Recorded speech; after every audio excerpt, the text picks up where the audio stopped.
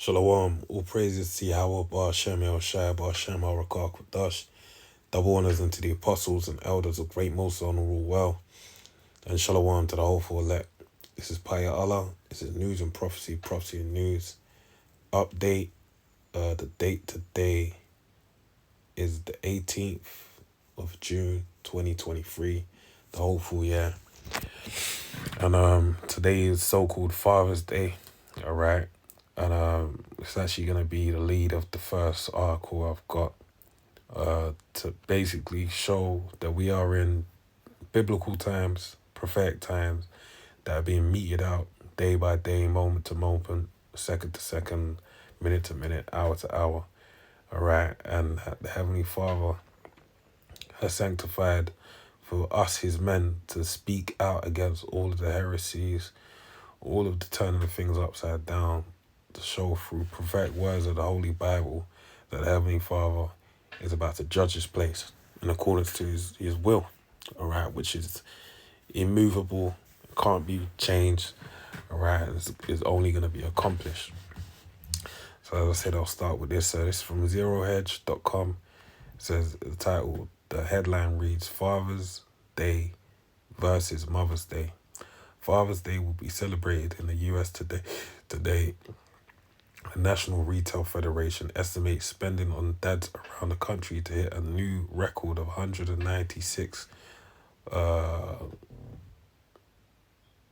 and 23 dollars per person, totaling 22.9 billion. Statistars Martin Armstrong reports the largest share of this money, according to NRF survey data, is expected to go on special outings such as dinner or brunch, followed by clothing and a fail-safe gift card. Great dad will surely be happy with that. That is only if he doesn't start to tally up what mum got last month when the kids put together a gift for Mother's Day. All right. Let's read on. So it says, a Statistas, I can't pronounce this word, Statista, I believe that's it. A Statista infographic shows spending on the maid tradition is consistently and considerably higher than the version of the fathers. This year, total spending on Mother's Day came to an impressive 35.7 billion, making for an average of $274.2 spent per person. Now, without going into stats like single parents, the mother is the father and the mother, all that type of stuff, just keep it plain and simple. Men are not respected in this kingdom, all right? And that's because we are truly, in fact, in the time of the serpent's rule, all right, where the serpent and Eve have, or the woman, this devil is giving women a lot of power in this kingdom, all right? And then that power being given to them, there's a great disregard to men in the society, all right? They're looked down upon, and that's only going to change in a moment very soon, all right? So I'll read some scriptures. This is Jeremiah 31:22. How long wilt thou go about, thou backsliding daughter? All right. So that's a question that the Heavenly Father is asking that today is of great importance. All right, because these women, especially with the tribes, Judah, especially the kingdom of Judah, are greatly backsliding against the Heavenly Father. For the Lord have created a new thing in the earth, a woman shall compass a man. All right, the Lord Yahweh have created a new thing in the earth. Yeah, this is a new thing. All right, and women usually tout that, saying that, yeah, you guys, you used to beat us from pillar to post.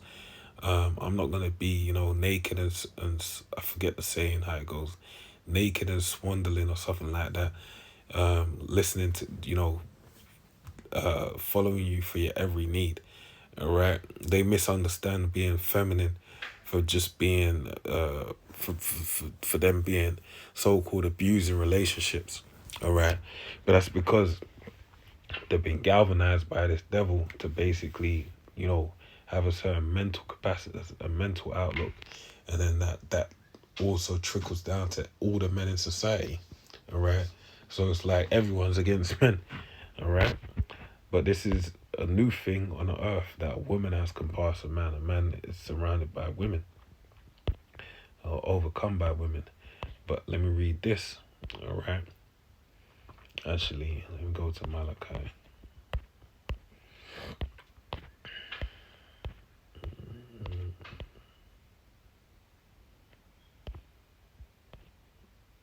Oh, Micah. I haven't read it in a while. Micah 7 and 10. That's it. Micah 7 and 10. Then she that is mine enemy shall see it, and shame shall cover her, which said unto me, where is the Lord Yahweh thy power?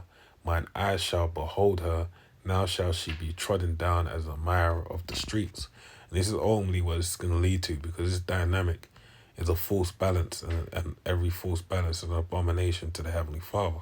All right, the fact that women are so highly esteemed in His kingdom is something that's only needs to be,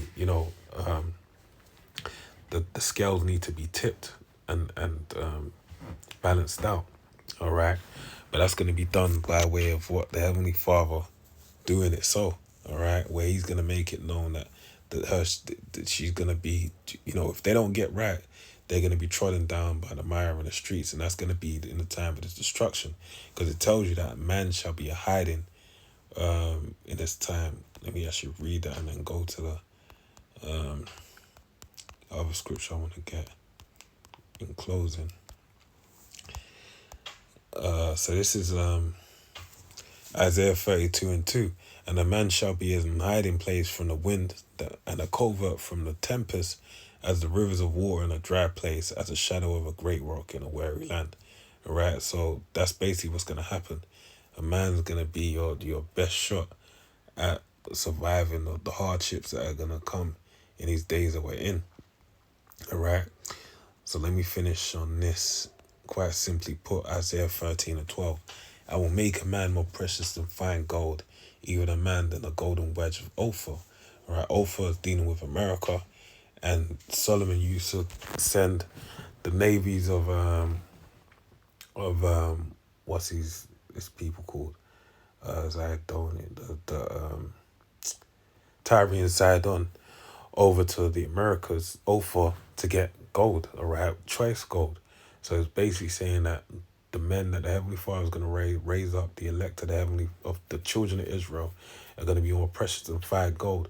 And that's why it says 7 women, 7 representing perfection, all right? The perfect amount of women are going to take hold of one man, and they're going to ask for that man, one man, to take away all of their iniquities, to the point where they don't even want to, all of their troubles, to the point where they'll take care of themselves, they'll look after themselves, all the things that are part of marriage, they don't care. They just want the name to be able to be called by that said man, all right? So there's going to be a real changing, all right? And there's going to be a great honor in men, okay? Because this really is a telling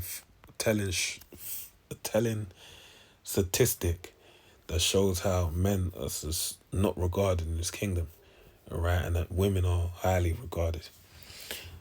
So let's move on to this one. It's from Yahoo, news.yahoo.com.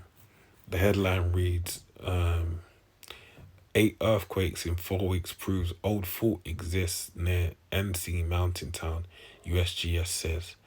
All right, a North Carolina town was hit June 16th by its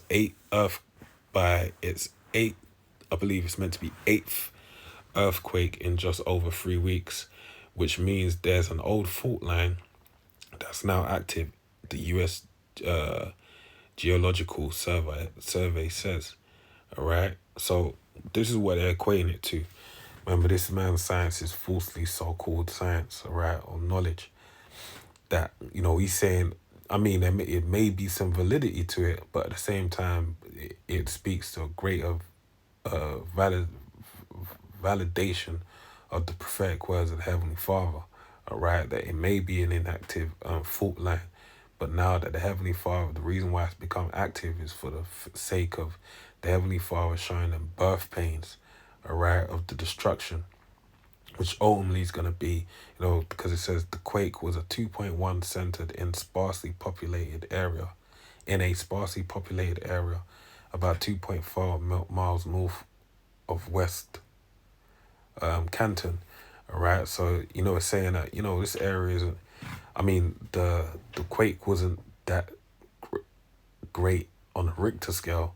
All right, but ultimately, when the destruction of America comes, which is the giving birth of the destruction, it's gonna make the whole earth roll to and fro, and America is gonna be removed out of its place. So this is really, truly, in fact, a birth pain, all right, to the destruction of America that's on its way. Right, and that's why these fault lines are being so-called reactivated, right, for the sake of prophecy. That's the same general area where 7 previous earthquakes have been recorded since May 23rd, ranging from 1.8 to 2 to a 3.2 records show. Hundreds of witnesses have reported feeling some of the stronger quakes, but the latest had only one witness report as of midday Friday. That was filed by someone who felt weak shaking 8 miles away in the town of Clyde, the USGS says. All right, so that's more or less the point. Let's hit some scriptures to get this point.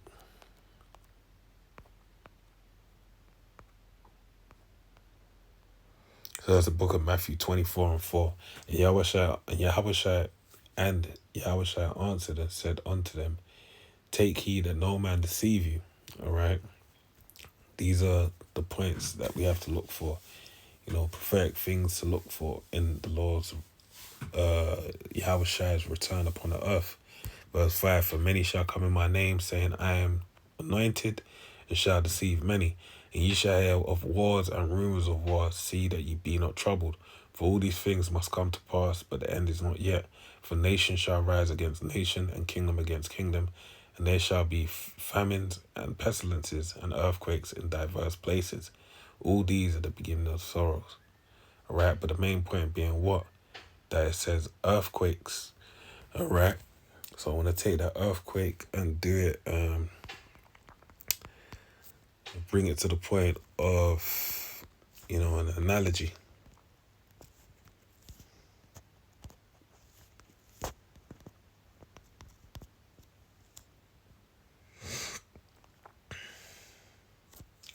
All right. So this is the book of 2 Ezra 16:37. Behold, the plagues draw nigh and are not slack, as when a woman with a child in the 9th month bringeth forth her son, and with 2 or 3 hours of her birth, great pains compass her womb, which pains when the child cometh forth, they slack not a moment. Right. Just like this reactivation of a fault line, as they say. This just shows you that the birth pains are getting more thick.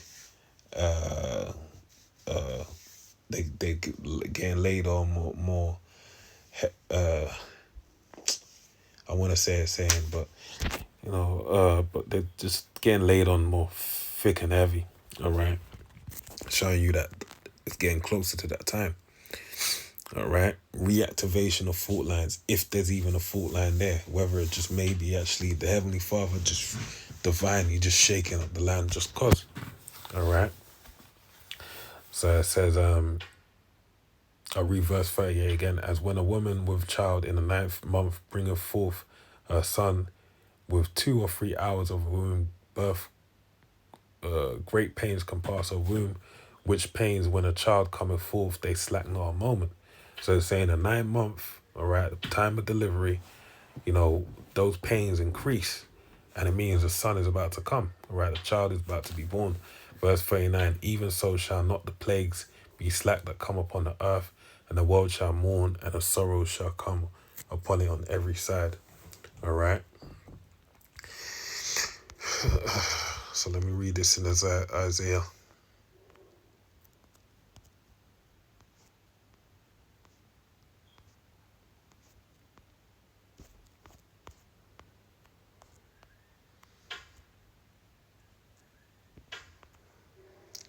So this is the book.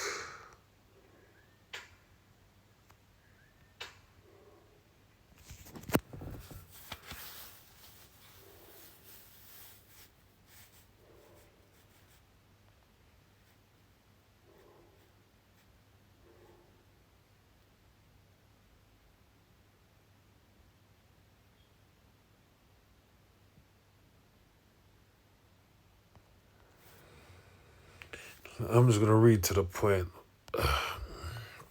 So it's the book of Isaiah 24:20. The earth shall rule to and fro like a drunkard, and shall be removed like a cottage, and the transgression thereof shall be heavy upon it, and it shall fall and not rise again.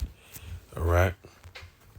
So that's only the destruction that's going to come upon America by way of thermonuclear destruction as the head of World War III. All right. So it's a large article I got. It's from theweek.com, and the title reads, or the headline reads, AI, the worst case scenario. Artificial intelligence architects warn it could cause human extinction. How might that happen? All right. Now it's just like I'm steadily saying as an opinion, all right, which I just look at it as like, because this man, we're not ignorant of Satan's devices, all right, and this is the device of Satan, artificial intelligence, all right. It sets up as a great guise for them to basically set up as a, because the elites love to use dummies and like false flags, kind of like Asian provocateurs, like things that there's probably a better word, but things to throw people off, a device, all right? So AI is like the perfect fool guy, all right, in the sense that they could say, yeah, people are seeing the benefits from it. You get to make nice little display pictures, and you get to, do your work using Chat GPT. Like, there's all the benefits of AI technology. So on the downside, they're making it be known, but a lot of people are not privy to it, all right?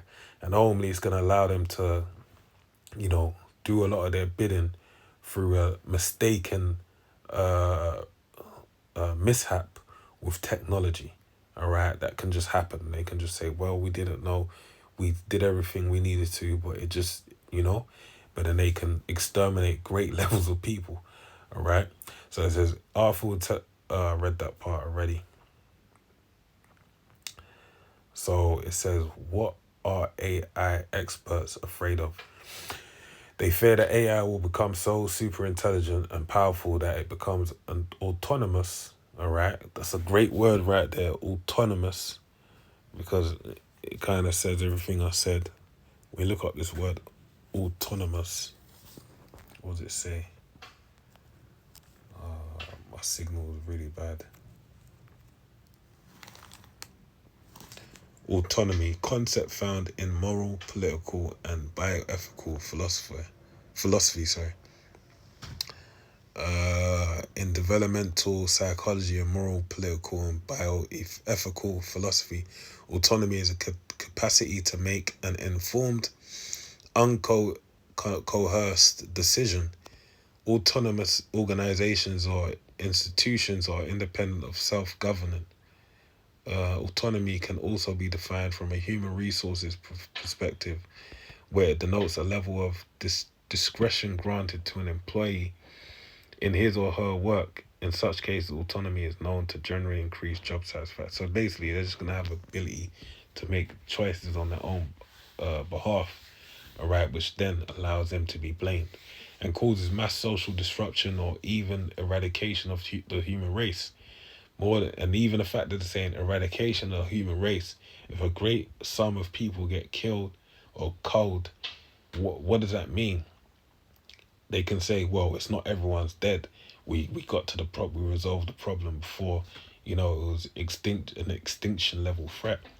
More than 350 AI researchers and engineers recently issued a warning that AI poses risks comparable to those of pandemics and nuclear war. All right, the main thing I want to highlight is the fact that it says pandemics. All right, because they keep speaking of a new pandemic that's going to take place at some point, and nuclear war. All right, So that ultimately is going to be World War III, right? So they could say they could be the initiators of that warfare, all right, and then just the people will pick up the slack. In a 2022 survey of AI experts, the median odds they place on AI causing extinction or to serve disempowerment of the human species were 1 in 10. This is not a science fiction. This is not science fiction, sorry, said Jeffrey Hinton, often called the godfather of AI, who recently left Google so he could sound a warning about AI's risks.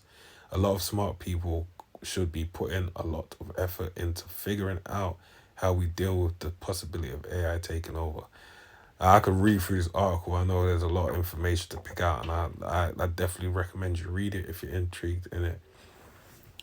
But it serves to the point that I was really saying before, all right? It's something I keep highlighting. Anytime I see an article, I take an opportunity to read about it. But let's read some scriptures, all right? This is the book of...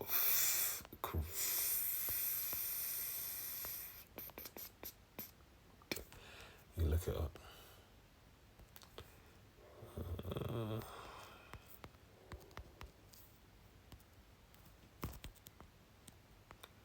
This is the book of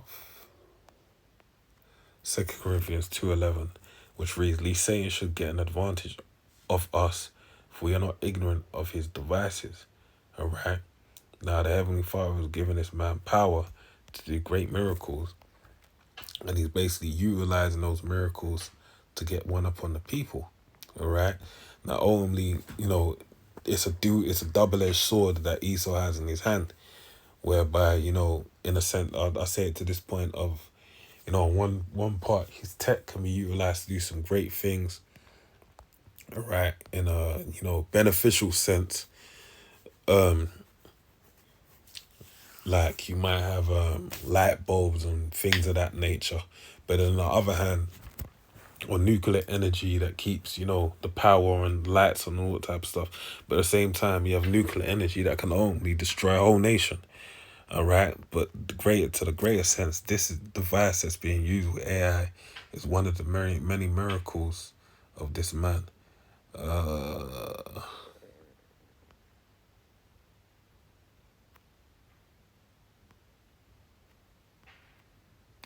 This is it, Revelations 13 and 14. I'll start from 12 actually. "And he exerciseth the power of the first beast before him, and causeth the earth and them that dwell therein to worship the first beast, whose deadly wound was healed." All right, dealing with what? The Roman Empire. All right, that dragon. "And he doeth great wonders, so that he maketh fire come down from heaven on the earth in the sight of men." All right. "And deceiveth them that dwell on the earth by means of those miracles which he had power to do in the sight of the beast, saying to them that dwell on the earth that they should make an image to the beast which had the wound by a sword and did live." All right.